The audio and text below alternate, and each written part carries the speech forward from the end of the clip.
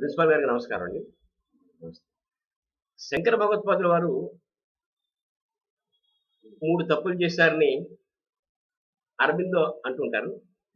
అందులో ఈశావాస్య ఉపనిషత్తు యొక్క వ్యాఖ్యానం దగ్గర వారు తప్పు చేశారన్నారు. అదేమిటో మీ నుంచి తెలుసుకోవాలని నేను కోరుకుంటున్నాను.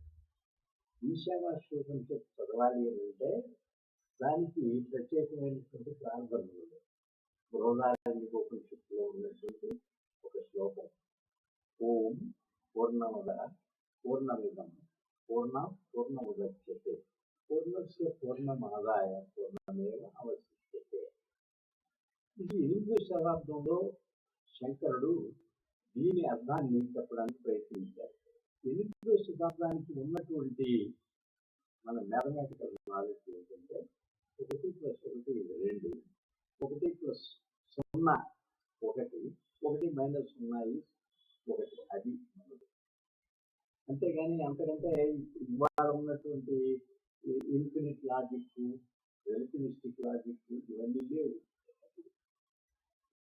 అంచేత అప్పుడున్నటువంటి ఆ మ్యాథమెటికల్ బేసిస్ ఉపయోగించి ఆయన ఏం చెప్పారంటే పూర్ణమద, అది పూర్ణం, ఇన్ఫినిట్.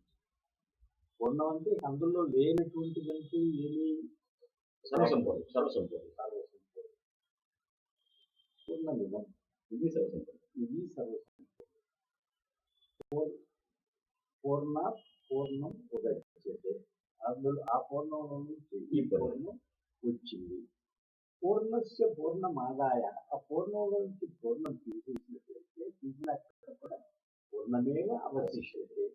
దీన్ని అర్థం చేసుకోవాలి అని అంటే అది పూర్ణం, ఇది పూర్ణం అని చెప్పి చేసేది. ఆ పూర్ణంలో ఈ పూర్ణం వచ్చిందంటే శూన్యం ఉండాలి. అక్కడ వచ్చేసింది పూర్ణ కల్పించేది శూన్యం ఉండాలి. మరి అది శూన్యం అవడానికి శూన్యం సర్వం. అంచేత ఆయన ఏం చేశారంటే అది పూర్ణం, ఇది పూర్ణంగా, ఈ ప్రపంచం పూర్ణంలాగా కనపడేటటువంటి పూర్ణం. కానీ లాగా కనపడుతుంది. దానిలో నుంచి ఈ పూర్ణం లాగా కనపడేటటువంటి ఈ ప్రపంచం లాగా కనపడేది కానీ నిజంగా కదా, శూన్యం కదా. ఆ ఒకటిలో నుంచి శూన్యం వచ్చేస్తే ఒకటి ఆయన చెప్పాడు. అంతకంటే ఎవరో కూడా ఆ రోజుల్లో ఉన్నటువంటి లాజిక్ ఉపయోగించేసి, మ్యాథమెటికల్ లాజిక్ ఉపయోగించి మరో రకంగా చెప్పడానికి అవకాశం లేదు. కానీ ఉన్న విషయం ఏంటంటే అందుకని దీన్ని పూర్ణంలాగా కనపడేటటువంటి పూర్ణం ఇది లేదు, శూన్యమే లాగా కనపడదు. అపియరెన్స్ ఉంది, not real. It appears to be పూర్ణం. ఇప్పుడు మనం ఈ 20వ శతాబ్దానికి వచ్చేసినట్లయితే ఇన్ఫినిట్ లాజిక్ అని అనంత తర్కం ప్రకారం అనంతం ప్లస్ అనంతం ఈజ్ అనంతం, 2 అనంతాలు కాదు. అనంతం మైనస్ అనంతం ఈజ్ అనంతం, 0 కాదు. అనంతం ఇంటూ అనంతం ఈజ్ అనంతం. అనంతం బై అనంతం ఈజ్ ఎనీథింగ్ ఫ్రమ్ 1 to అనంతం. ఇన్ఫినిట్ లాజిక్ అనేది ఎవరు కనిపెట్టారండి? ఆల్బర్ట్ క్యాంటర్ అనే అతను 19వ శతాబ్దం చివరి భాగంలో ప్రతిపాదించాడు. ఇది ఎవరు నమ్మగా పిచ్చెక్కిపోయింది. పిచ్చోడు ఉన్నారు జనవంతాన్ని, ఈ పిచ్చాసుపత్రిలో కూడా చేర్చారు. అతను క్లారిటీ ఉన్న మూమెంట్స్లో అతనికి తగ్గినటువంటి మ్యాథమెటికల్ గ్రూప్స్ అన్ని కూడా ఆవిష్కరించారు. అందులో గ్రూప్ థియరీ ఆయన దగ్గర ఇది ఇంతకుముందు వరకు ఏంటంటే 4 కంటే 4 పెద్దదా 5 పెద్దదా అని చెప్పి అడిగితే తప్పున 5 పెద్దది. ఎందుకు అట్లా అంటున్నావు, నువ్వు గ్రూప్ ఏంటి అని అన్నావు అనుకో, గ్రూప్ ఏంటి 4 తర్వాత 5 ఎందుకంటే అది పెద్దదని చెప్పి చెప్పడం తప్ప అది సమాధానం కాదు. 4 తర్వాత 5 వచ్చి నేను 5 తర్వాత 4 అన్నాను అనుకోండి, 4 పెద్దది అవుతుందా, 5 కంటే తర్వాత వచ్చింది కాబట్టి నేను చెప్పడం అది కాదు. మరి ఏమిటి ఎట్లా ప్రూవ్ చేస్తారు? కుర్రాడికి కూడా అర్థమయ్యేలాగా మనం చెప్పాలి. 4 ఆర్టికల్స్ ఉన్నటువంటి ఒక క్లస్టర్ తీసుకో, 5 ఆర్టికల్స్ ఉన్నటువంటి మరో క్లస్టర్ తీసుకోవాలి. 5 గోళీలు 4 గోళీలు. ఇందులో నుంచి అందులో నుంచి ఒక్కొక్క గోళీ తీసేది. ఇక్కడ 4 గోళీలు అయిపోయేటప్పటికి ఒక గోళీ మిగులుతుంది. అంచేత 4 కంటే 5 పెద్దది అని ప్రూవ్ చేయడానికి అవుతాయి. ఇలాంటివన్నీ కూడా చెప్పినటువంటి ఆల్బర్ట్ క్యాంటర్ ఉన్నారు. మనం ఈశావాస్యోపనిషత్తు దీనికి ఈ శ్లోకంలో వచ్చినట్లయితే అది పూర్ణం, అది ఇన్ఫినిట్, ఇది ఇన్ఫినిటే. ఆ ఇన్ఫినిటీలో నుంచి ఈ ఇన్ఫినిటీ వచ్చింది. ఇన్ఫినిటీ మైనస్ ఇన్ఫినిటీ ఇది ఇన్ఫినిటీ, సెల్ఫ్ ఎవిడెంట్ అది. సో అది అట్లా ఉంటుంది. ఇలాంటి అబ్సర్డిటీస్ దాంట్లో చాలా ఉన్నాయి. విద్య అవిద్య, దానిలో గెలిచిన వాడు దీనిలో నరకపోతాడు. రెండో దాంట్లో కూరుకుపోయినట్టు వాడు అంతకంటే పెద్దదానికి పెడతాడు. ఎలా దాన్ని మనకి ఇదిగాక అదిగాక మరి మనం మిగిలేది ఏంటి, మనం చేయవలసింది ఏంటి అంటే కాదండి. అది ఈ శుచి అయింది ఒక అక్షరం. ఏది 12, 14, 13 శ్లోకం. విద్యాంజ విద్యాంజ నెక్స్ట్ సంభూతించ అదన్నది కదా. అసంభూతి అనేది అనేది శుచి అయింది. అందుకని మనకు అది శుచి అయిందన్నాం అనుకో, వెళ్ళిపోయిందిగా, ఛందస్సు పోయింది కదా. మరి ఆయనకి ఆ మాత్రం తెలియదా? ఏమైందంటే ఆనాడు ఉన్నటువంటి లాజికల్ ఫ్రేమ్వర్క్ లో ఆ శ్లోకాన్ని అర్థం చెప్పడానికి ప్రయత్నిస్తే దానికి ఎక్కడ దొరకదు. అప్పటికి దొరకదు. ఇన్ఫినిట్ లాజిక్ వెళ్ళాలి. ఎవరు అదే చెప్పవద్దు, ఎవరైనా అదే చెప్పాలి. అంత మేధావులకి అదే చెప్పాలి.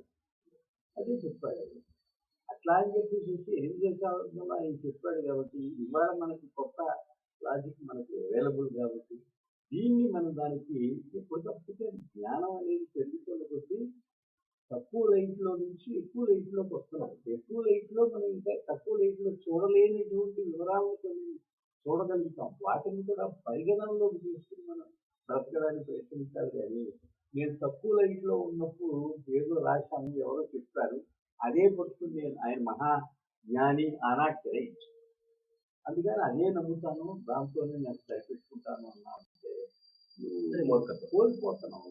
నీకు నీ జీవితంలో రావాల్సిన వికాసాన్ని నువ్వు పణంగా పెడుతున్నావు నీ మూర్ఖత్వాన్ని. సంస్కృతంలో ఉందిలేండి, తాతస్య కూపోయమితి బ్రువాణ తిక్తం జలం కాపురుషా పిబంతి. మా నాన్నగారు తవ్వించిన నుయ్యి అని ఉప్పనీరు ముట్టు తాగుతాను.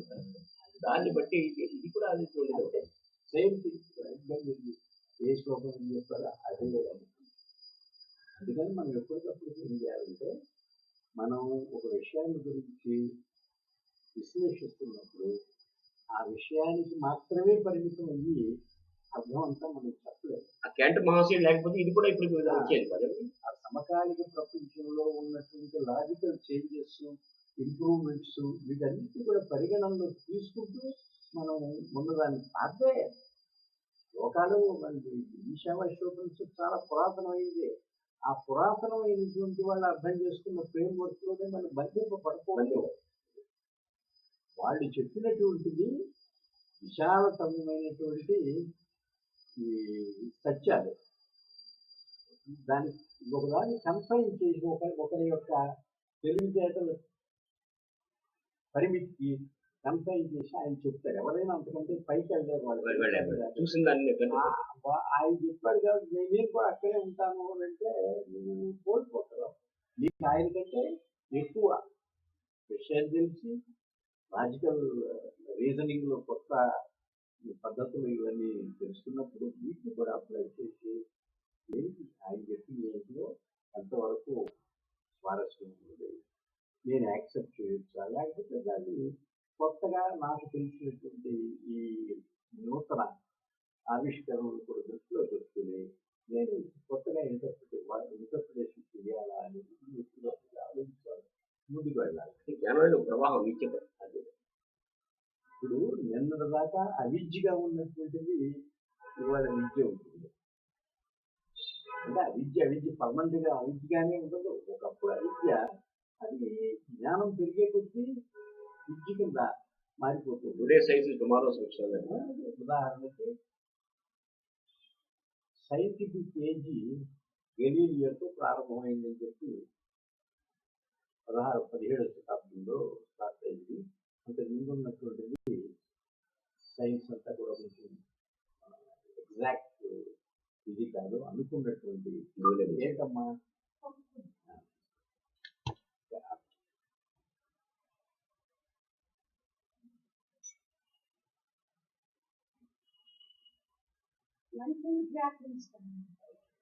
ఆయన ఏం చేశారంటే కొన్ని ఫండమెంటల్ అసంప్షన్స్ చేసుకోవాలి.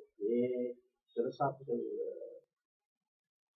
స్ట్రక్చర్ అయినా మనం ఎరెక్ట్ చేయవచ్చు. సైంటిఫిక్ స్ట్రక్చర్ అయినా దానికి ఏంటంటే మనం స్పేస్లో ఉన్నాం, time another fundamental escape. Space అంటే టైంతో నిమిత్తం లేదని చెప్పి స్పేస్లో బతుకుతాను అనుకోలేము. లేకపోతే టైంలో బతుకుతాను స్పేస్ అంతా టైం అంతా ఈ రెండు మీ జీవితం దొరుకుతుంది, మీ కార్యకలాపాలనే నడుస్తుంది. ఆయన ఏమన్నంటే స్పేస్ ఈజ్ అబ్సల్యూట్ అన్నారు, టైం ఈజ్ అబ్సల్యూట్ అన్నారు. అంటే టైము ఎక్కడికి వెళ్ళినా ఎవరికైనా ఒకటే. ఒక గంట అంటే గంట లేనట్టు. సో ఆయన సృష్టిలో అంతా మొత్తం అంతా అన్నాడు అలాగే. అట్లాగే గజం అందరికీ గజమే పొడవు. అంతేగాని మీ గజం కంటే నా గజం పెద్దదండి, లేకపోతే నాకు తినదండి అని చెప్పి నా అందరికీ స్పేస్ చేస్తుంది. అదే పద్ధతిని అనుసరించి న్యూటన్, ఇంకా ఫ్యారడే, మ్యాక్స్వెల్, ఇంకా పెద్ద పెద్ద సైంటిస్ట్ చాలా మంది, థామస్ ఇవంతా కూడా అదే చెప్పారు. Time is absolute, space is absolute. 1905 వరకు ఇదే పాట ఐన్స్టైన్ ఇచ్చారు. పెద్ద బ్రిలియంట్ స్టూడెంట్ అని కానీ అతను పిహెచ్డీ చేశారు. అతను చేసి పిహెచ్డీ చాలా అవుట్స్టాండింగ్ అని ఏం లేవు క్వాలిఫికేషన్స్ లైక్ అని సో మెనీ అదర్ స్టూడెంట్స్ చేశారు. కానీ అతను ఏంటంటే మొదటి నుంచి కూడాను ఉన్నదాన్ని ఉన్నట్టు యాక్సెప్ట్ చేయకుండా క్వశ్చన్ చేయటం అనేటువంటి అతని నేచర్లో బాగా ప్రస్తుతంగా అందరూ అవుననే దాన్ని కాదనడానికి అవునా అందరూ అవుననుకునేటటువంటి దాన్ని అవునా మరొక ప్రశ్న వేసుకుని దాన్ని పరిశీలించి అవును అని అనుకుంటేనే దాన్ని అవును చెప్పుకునేవాడు. కానీ లేదు కాదు అని చెప్పి దానికి అనిపించినట్టయితే అది కదా ఇట్లా అనుకుంటున్నారు, మనం చెప్పినప్పుడు ఎంతమంది అనుకున్నారు, ఎవరు ఏ కాలం నుంచి అనుకున్నారు దాంట్లో దానికి ప్రభుత్వం కాదు. తాను క్లర్క్ గా పనిచేసేటప్పుడు దీంట్లో పేటెంట్ ఆఫీస్లో క్లర్క్ గా పనిచేశారు. చేస్తున్నప్పుడు స్పేస్ టైం చాలా ఎక్కువగా ఉంది. కాగితాలు వచ్చినటువంటి లెక్కలో అవన్నీ వేస్తూ ఉండేవారు. ఇతను రోజు కాఫీ తాగడానికి దగ్గరలో ఉన్నటువంటి కాఫీ షాప్ ఉండేవారు. ఆ రోజు గడియారాలు ఉంటాయి కదా అందరికీ, ఊరికి గడియారం ఊరందరికీ ఎక్కడెక్కడ క్లాక్ టవర్స్ ఉంటాయి. ఆ క్లాక్ టవర్ ఒక ఉన్నది మీకు వెళ్ళే దాని. కానీ ఆయన ఏం చేశాడంటే చూశాడు దాని మీద, చూసి అయితే 9 అయింది నేను చూస్తున్నప్పుడు, మరి నేను వెళ్తున్నాను కదా 9 అయిందని నాకు ఎందుకు తెలుసు? ఆ 9 ముందు అక్కడ ఉన్న 9 మీద ఉన్నప్పుడు అక్కడ బయటేరినటువంటి కాంతి నా కళ్ళలో పడినప్పుడు నేను అది అక్కడ ఉన్నది అని తెలుసుకుంటాను. మరి నేను 10 అడుగులు పోయి దూరం వెళ్ళాను అనుకో, చూస్తుంది దూరం వెళ్ళాను అనుకో, మరి అది ఆ ఎక్కువ దూరం ఈ కాంతి సమయంలో రాయాలిగా. మరి అక్కడ ఉన్నటువంటి మనిషికి 9 అంటే నాకు ఆ దూరాన్ని ఉన్నటువంటి నాకు కూడా 9 ఎట్లా అవుతుంది? నాకు ఎలా రావాలి కదా అది. సరే అప్పటికి ఏంటంటే టైము ఇంతకుముందు ఏమనుకునేవారంటే ఇన్స్టంటేనియస్ ఉంటుంది. అంటే ఈ యొక్క కాంతి యొక్క వేగం అనంతం అది చాలా అనంతమైన వేగంతో వెళ్ళిపోతుంది. ఎక్కడ బయలుదేరడం కొంత టైం తీసుకోవడం కాబట్టి వాడికైనా వీడికైనా ఇంకో 100 మైళ్ళ దూరంలో ఉన్నాడు పోతే అనుకుంటుంది. ఇది తర్వాత ఎక్స్పెరిమెంట్ చేశారు. చేసి అది పరిమితమే కానీ అపరిమితం కాదు. ఎంత అనేటటువంటి దాని విషయంలో కొంచెం ఇంకోటి రావచ్చు. కొన్ని ఎక్స్పెరిమెంట్స్ లో ఒక ఫిగర్ ఇంకొక బట్ అది పరిమితం అనంతం అనే సంగతి తెలిసినప్పటికీ సరే ఏ విషయం అంటే మరి పరిమితమైనదైతే నేను అనుకునేటటువంటి కావాలి కదా. అంటే 9 అందరికీ 9 కాదు, ఒక చోట 9 అయితే కొంచెం ఎక్కువ గమనించలేదని తేడా ఉంటుంది. ఉండాలి కదా. మరి దీని సంగతి ఏంటి అని చెప్పేసి ఆలోచనలో పడేసేసి మొత్తం మీద ఆ రకమైన ఆలోచనతో చిన్న సింపుల్ ప్రాబ్లమ్ సాల్వ్ చేయడానికి ప్రయత్నించారు. ప్రయత్నిస్తే equations special theory of relativity. ఆ ఈక్వేషన్స్ డ్రైవ్ చేస్తే time space velocity of light constant అనుకోవాలి. పరిమితమే, ఆ పరిమితం అయినటువంటిది ఒకే వాల్యూ ఉంటుంది దానికి. అంతేగాని రకరకాల మనుషులకు రకరకాలుగా ఉంది.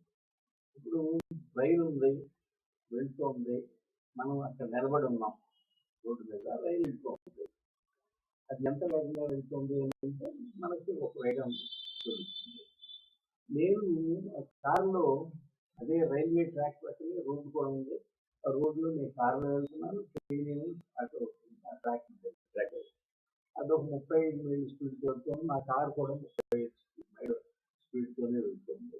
ఈ రెండు నేను ఎక్కడ చూసినా ఆ ట్రైన్ అక్కడే ఉంటుంది కదా, నా పక్కనే ఉంటుంది. అది ప్రయాణం చేసినట్టే చేయించారు. చదువుతున్నట్టు కదా స్టేషన్. అది నాకు సంబంధించినంత వరకు తిరిగి అనుకో ట్రైన్ వెళ్తుంది, నేను ఇచ్చి వెళ్తున్నాను అనుకో, అది 35 మైళ్ళతో వెళ్తుంది, 35 మైళ్ళు 40 మైళ్ళ స్పీడ్ దానికి. రోడ్డు మీద వచ్చినటువంటి వారికి 30. ఇలా తర్వాత ఆ ట్రైన్లో ఒక ఎండ్ నుంచి ఇంకొక ఎండ్కి పరిగెత్తున్నాడు అనుకోకూడదు. ట్రైన్ వెళ్తుంది, వీడు పరిగెత్తున్నాడు. వాడి వేగం ఎంత? ఈ రోడ్డు మీద నుంచినటువంటి మనిషికి ట్రైన్ వెళ్ళే వేగం, ఆ ట్రైన్ మీద వాడు వెళ్ళేటటువంటి రెండు కలిపితేనే కానీ వాడు వెళ్ళేటటువంటి ఆపోజిట్ చేసి ఇంకో రకరకాల ఇవన్నీ వస్తాయి. ఇట్లా మనకి వెలాసిటీ అనేటటువంటిది ఏ వస్తువుదైనా, రైలు కానీ, ట్రైన్ కానీ, లేకపోతే బాల్ కానీ, ఇంకోటి బ్యాటరీ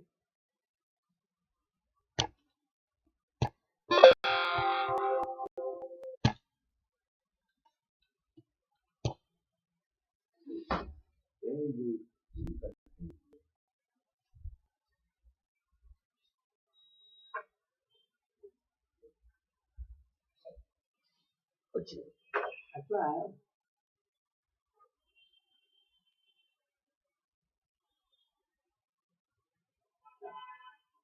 ఈ ట్రైన్స్, కార్లు మనకు తెలిసినటువంటి మనుషులు కానీ ప్రయాణం చేసేటటువంటి వేగం అబ్జర్వ్ చేసేటటువంటి వారి స్థితిని బట్టి రకరకాలైనటువంటి వాల్యూస్ నిలబడినటువంటి వారికి అదే డైరెక్షన్ లో వెళ్తున్నటువంటి వాడు ఒకటి, దాని ఆపోజిట్ డైరెక్షన్ లో వెళ్తున్నటువంటి ఒకటి, దాని పర్పెండిక్యులర్ డైరెక్షన్ లో వెళ్ళేటటువంటి నడిచేవాడు ఒకటి, పరిగెట్టేవాడు మరి ఏ డైరెక్షన్ లో వెళ్తుందో దాన్ని బట్టి కూడా మారిపోతుంది. సో వెలాసిటీ అనేసి మనకు తెలిసిన వెలాసిటీలన్నీ కూడా రిలేటివ్. మనకు ఆయన ఏమన్నాడంటే అదంతా మనకి కుదరదు. వెలాసిటీ ఆఫ్ లైట్ ఎవరికైనా సరే ఎక్కడ ఉన్నటువంటి వాళ్ళు కాన్స్టెంట్ అంటే అనుభవానికి విరుద్ధంగా కనిపిస్తుంది. యూనివర్సల్ బాగా మళ్ళీ థియరీ ఆఫ్ రిలేటివిటీలో మోస్ట్ రెవల్యూషనరీ కాన్సెప్ట్ ఏంటంటే that velocity of light is constant. The principle of the constancy of velocity of light is the most revolutionary concept. అదొక తర్వాత మిగతా ఆటోమేటిక్గా వచ్చేస్తాయి, రెవల్యూషనరీ ఐడియాస్ వచ్చేస్తాయి. సరే అలా theory of the special theory of relativity దాన్ని ఉపయోగించేసి కొందరు ఏమన్నారంటే బట్ టైము స్పేస్ అనేటువంటిది యాబ్సల్యూట్ కాదు, యాబ్సల్యూట్ వెలాసిటీ అయితే యాబ్సల్యూట్, టైము స్పేస్ రెండు అనుకుంటారు అవి రిలేటివ్. నువ్వు ఎక్కడ ఉన్నావు స్పేస్ లో అనేదానికి టైం, అట్లాగే నువ్వు టైంలో ఎక్కడ ఉన్నావు అని స్పేస్ వచ్చేస్తుంటారు రిలేటివ్. సో ఈ రకమైనటువంటి విప్లవాత్మకమైనటువంటి మార్పు రావడం జరిగింది. ఇలాగే అప్పటికి సరే మేడం సోఫ్ట్గా ఉంటుంది. ఇదేది ఆయనకి నోబెల్ ప్రైజ్ వచ్చింది వెలాసిటీ కాదు, special theory equation, photo electric equation అని చిన్న ఈక్వేషన్ ఇచ్చారు. ఫోటో ఎలక్ట్రిక్ ఈక్వేషన్ అంటే ఏదైనా మెటల్ ప్లేట్ మీద కాంతి పడినట్లయితే ఆ కాంతిని ఆ మెటల్ ప్లేట్ లో ఉన్నటువంటి యాటమ్స్ డ్రాప్ చేసి అందులో ఉన్నట్టు ఆ ఎనర్జీ ఒక సర్టన్ పరిమితికి మించినట్టయితే అందులో ఉన్నటువంటి ఎలక్ట్రాన్స్ బయటకు వచ్చారు. ఆ యాటమ్ నుంచి విడిపోయి బయటకు వచ్చారు. ఏది జరుగుతుంది? లైట్ ఏ రకమైనదైతే అల్ట్రావైలెట్ లైట్ అయినా మామూలు లైట్ అయినా దాని వేవ్ లెంగ్త్ సంబంధం లేకుండా ఒకటే రావాలి. లేకపోతే ఇంటెన్సిటీ బాగా పెరిగితే దాన్ని బట్టి వెలాసిటీ మారుతుంది. ఇంటెన్సిటీ మారిన velocity solar gas wave length same. Wave length మారితే మాత్రం వెలాసిటీ మారుతుంది. ఆ ఎలక్ట్రాన్ వచ్చే వచ్చిందండి ప్రపంచం తెలియని వాళ్ళు వస్తుంది. అట్లా మరి దాంట్లో వచ్చేసేటప్పుడు ఏమైందంటే అది ఏం చేశాడు, దాన్ని పరిగణనలోకి తీసుకుని వెలాసిటీ ఆ లైట్ యొక్క ఫ్రీక్వెన్సీ న్యూ అయినట్టయితే దాని ఎనర్జీ హెచ్ న్యూ ఉంటుంది. న్యూ పెరిగితే క్వాంటం బేస్, దాని క్వాంటం, ఆ క్వాంటం బట్టి విలువ పెరుగుతుంది. న్యూ తగ్గితే వేసేటువంటి లైట్ అల్ట్రావైలెట్ లైట్ అనుకో దాని ఫ్రీక్వెన్సీ చాలా జాస్తి. మన మామూలు విజిబుల్ లైట్ అయితే ఫ్రీక్వెన్సీ ఎక్కువ ఉందంటే దానికి పడేటటువంటి ఆ క్వాంటం కూడా, ఆ ఫోటాన్ కూడా ఎక్కువ బలం శక్తి ఉంటాయి. అది వెళ్ళి దాన్ని అబ్జర్వ్ చేసుకున్నటువంటి యాటమ్ దానిలో నుంచి వచ్చేటువంటి ఎలక్ట్రాన్ చాలా వేగంగా బయటకు వచ్చేటట్టుగా దాని ఇంటెన్సిటీ పెంచినందువల్ల ఏదో ఇంటెన్సిటీ ఇస్తే ఎక్కువ వస్తాయి ఎలక్ట్రాన్ తప్ప అన్నింటికీ వెలాసిటీ ఉంటాయి. వెలాసిటీలో తేడా రాదు. అంతకు ముందు ఉన్నటువంటి థియరీ ప్రకారం వెలాసిటీలో తేడా రావాలి. వాళ్ళు దేనికైతే రావాలనుకున్నారో దానికి రాక దేనికైతే రాదు అని అనుకున్నారో దానికి ఈ ఈక్వేషన్ ని చాలా మంది ఏమన్నారంటే దురుకు మనిషి దురుకు స్వభావం ఇచ్చే తొందరపాటు వ్యవహారం అని చెప్పేసి కొందరు కొట్టిపారేశారు. ఇప్పుడు ఎక్స్పెరిమెంట్ అయిన తర్వాత మిల్లికెన్ అని ఒక ఆయన ఇది సర్డు చెప్పినటువంటి నేను ఐ ప్రూవ్ ఇట్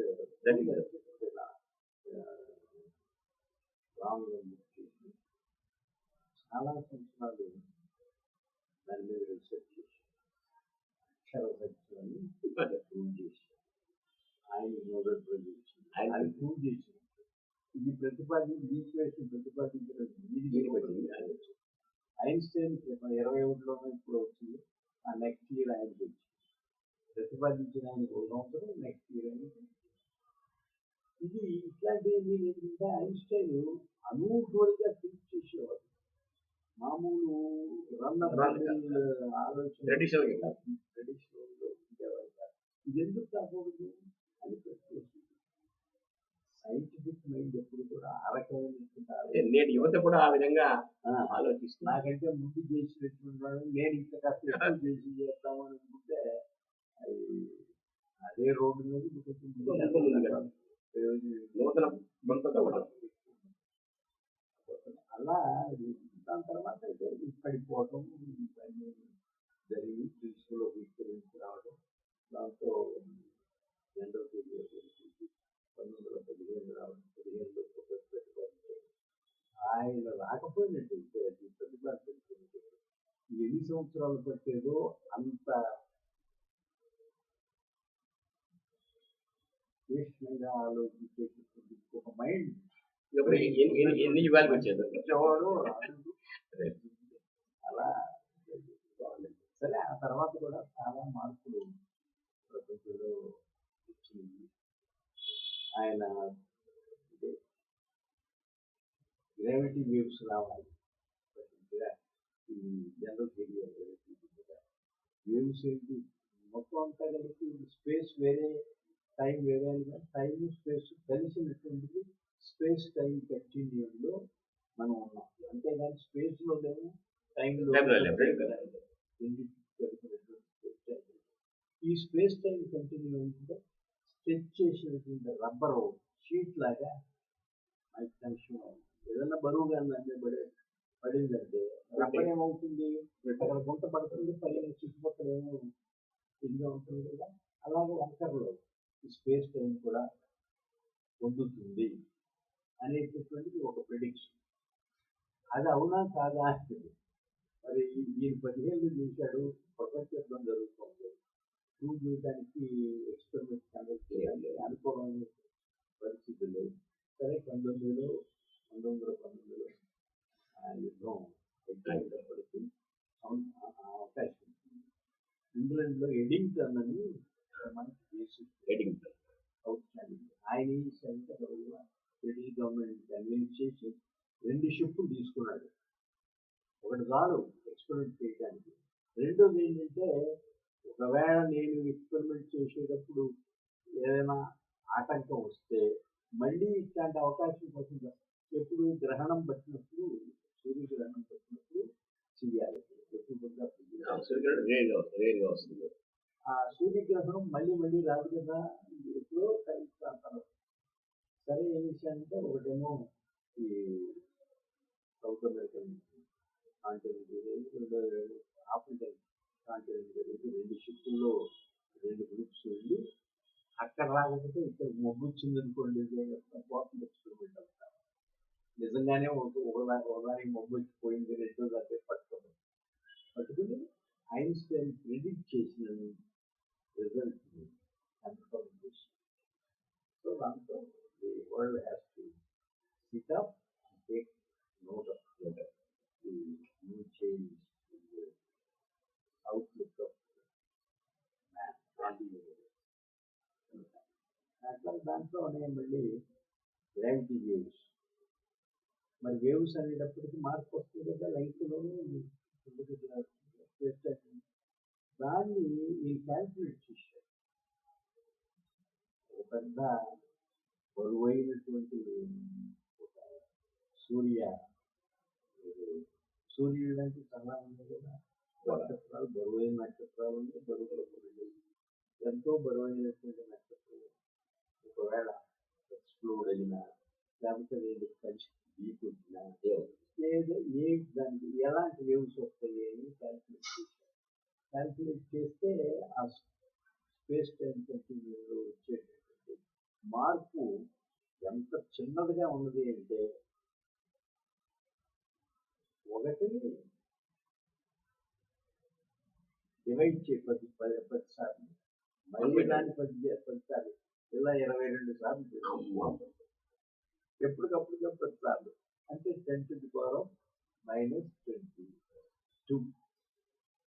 అంత చిన్న మార్పు వస్తుంది అని క్యాల్కులేట్ చేసి ఆనాడు ఉన్నటువంటి టెక్నాలజీ ప్రకారం దానికి 1000 రెట్లు 100 లక్షల రెట్లు మార్పులు కూడా కనిపెట్టలేనటువంటి పరిస్థితి.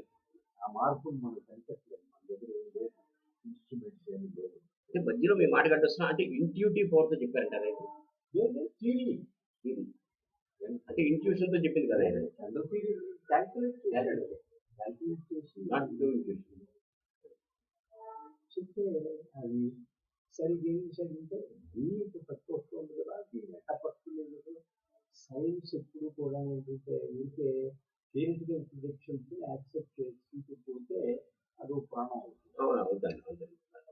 And wheel end up in number తర్వాత మీరు ఎప్పుడు కూడా సైన్స్ ఎప్పుడు కూడా ఏంటంటే ఇట్ డిమాండ్స్ వెరిఫికేషన్ చేయడానికి మనకి అత్యంత సూక్ష్మమైనటువంటి చిన్నదైనటువంటి మాట అది మనం ఆ రోజుల్లో పెట్టాలి. అదేమన్నా అంటే ఇది ఎట్లయినా మనం ప్రూవ్ చేయలేం కదా, దీన్ని ప్రిడిక్ట్ చేసినందువల్ల కాదు అని గొడవలు ఎందుకంటే లేవులే అని మిగతా వాళ్ళు ఎదుగుతున్నా ఉన్నాయి అని చెప్పి అనుకుని అట్లాగే కంటిన్యూ చేస్తే సరిగ్గా 100 సంవత్సరాలు తర్వాత 1915లో చూసాం. 2015లో లిగో ఎక్స్పెరిమెంట్ ఆ ఎక్స్పెరిమెంట్ తో ఆయన ఏం చేస్తున్నాడు? ఆయన ఎవరు American group of one science group America Washington దగ్గర ఇంకో చోట ఎస్ దాని తర్వాత మళ్ళా మరి చిన్న విషయాలు కూడా వదలలేదు వాళ్ళు. మన దేశంలో కూడా ఒక స్టేషన్ పెడదాం, లిగో స్టేషన్. జపాన్లో ఇంకో స్టేషన్.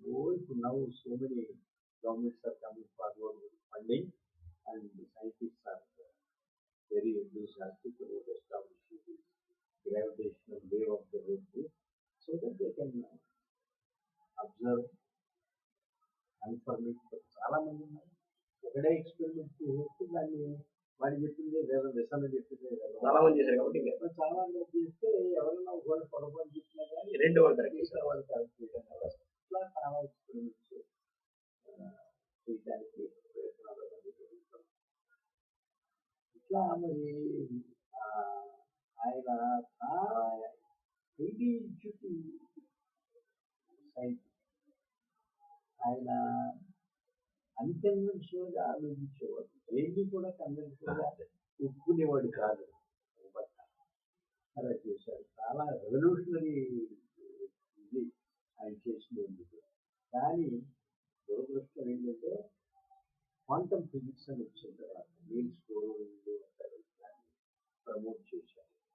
ఆ క్వాంటమ్ ఫిజిక్స్ లో వచ్చేటటువంటి వెలుగులోకి వచ్చినటువంటి సత్యాలు చాలా బిజారుగా ఉంటాయి.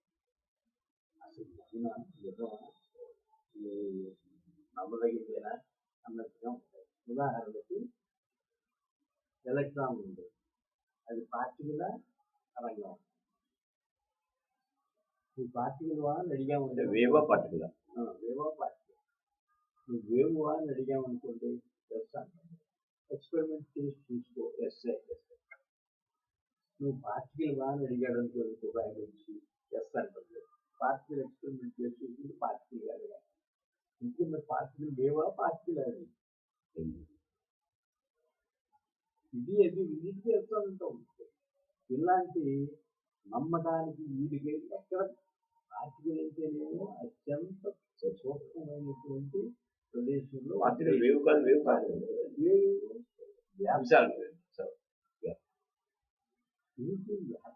అది దానికి ఎట్లంటుంది అసలు ఇంటికే మొత్తం అని చెప్పి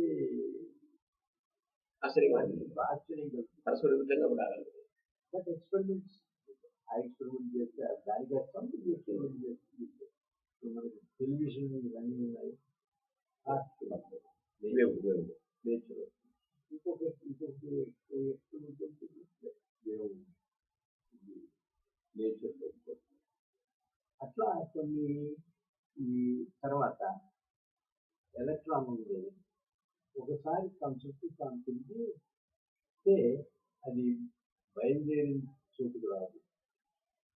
అలా తూర్పు వైపు తిరిగి నీ జనం తిరిగామనుకో 360 డిగ్రీలు తిరిగి మళ్ళీ తూర్పుకి వచ్చేస్తాం ఆమె ఎక్కడి నుంచి వచ్చేస్తాం.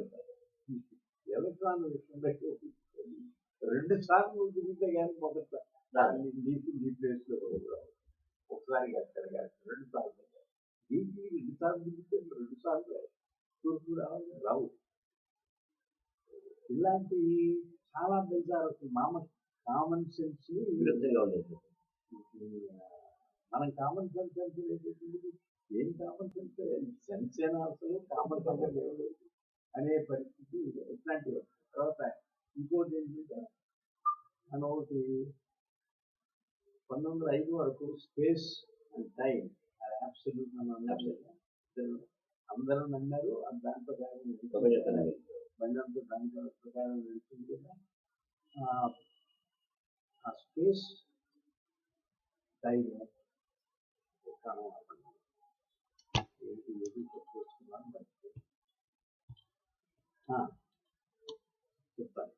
వచ్చింది రియాలిటీ. ప్రపంచం ఉన్నది కాబట్టి మనం చూస్తున్నామా?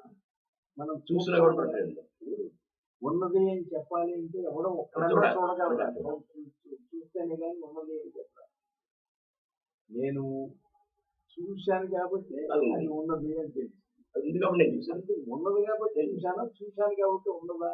ఇది చాలా కాలం అది ఉన్నది కాబట్టి చూశాను అంటే వాడు రియలిస్ట్. రియాలిటీ నువ్వు ఉన్నా లేకపోయినా నువ్వు మనిషి అనేవాడు చూసినా చూడకపోయినా అది ఉంటుంది. దృష్టి రియాలిటీ తిరగేది.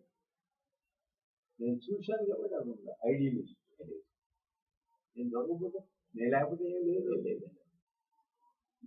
ఈ రకం అని క్వాంటమ్ ఫిజిక్స్ ఏం చెప్పిందంటే ఎవరైనా ఆయన చూసేవాడు చూడబడేది చూడటం రెండు ఒకేలా త్రిపుటి అనేటటువంటిది లేదు. అబ్జర్వర్ అండ్ అబ్జర్వేషన్ ఇక్కడ ఆటోమేటిక్గా ఈ రెండు వచ్చి అబ్జర్వేషన్ ద్రష్ట దర్శనం దృక్కు అని చెప్పారు. మన హైయెస్ట్ ఫిలాసఫీలో మన వేదాంతం ఆ త్రిపుటి ఉన్నంత వరకు నువ్వు ఉన్నటువంటి యథార్థాన్ని తెలుసుకోలేదు. యథార్థంగా చూడలేదు. త్రిపుటి ఆ స్థాయికి నువ్వు వెళ్ళినప్పుడే నువ్వు చూడగలిగినటువంటి రియాలిటీ.